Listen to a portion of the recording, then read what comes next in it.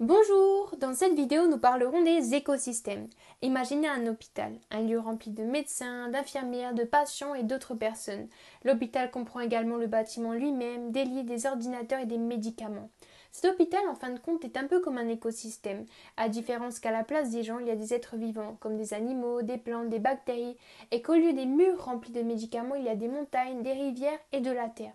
Comme nous pouvons le voir, l'écosystème est une communauté d'objets vivants et non vivants qui existent ensemble dans une certaine zone.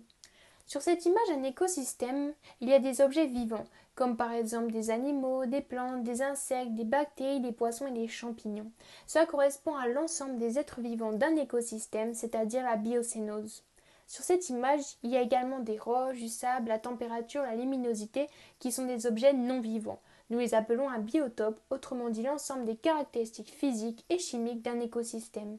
Un écosystème comme une forêt par exemple est ainsi formé par une communauté d'êtres vivants, la biocénose, et le milieu dans lequel ils vivent, le biotope.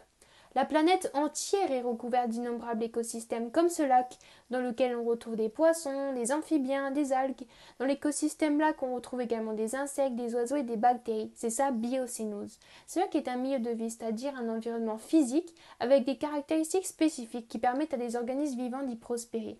Il comprend ainsi des éléments abiotiques non vivants comme l'humidité, la composition du sol, la température, l'eau et la lumière qui influencent la vie des espèces présentes. Cela correspond donc à son biotope. Un lac peut être immense, mais les écosystèmes peuvent être aussi beaucoup plus petits, comme par exemple cette souche d'arbre pourri. Elle est habitée par des plantes, un grand nombre d'insectes et de micro-organismes. C'est la biocénose. La souche d'arbre elle-même n'est plus vivante. Sa température, son humidité, son acidité constituent donc un biotope. Tous les éléments d'un écosystème sont ainsi interconnectés et dépendent des autres. Retirer une seule composante peut ainsi provoquer l'effondrement de l'ensemble de ce système. Pour conclure, les écosystèmes sont constitués par des communautés d'êtres vivants biocénoses, c'est-à-dire des ensembles de populations d'espèces différentes. Ces êtres vivants interagissent au sein de leur milieu de vie, le biotope, caractérisé par des paramètres géographiques et physico-chimiques dits abiotiques variables, comme le climat, la nature des roches, l'altitude, etc. La biocénose modifie le biotope qui détermine en partie la répartition des espèces. Elle interagit donc également avec le biotope.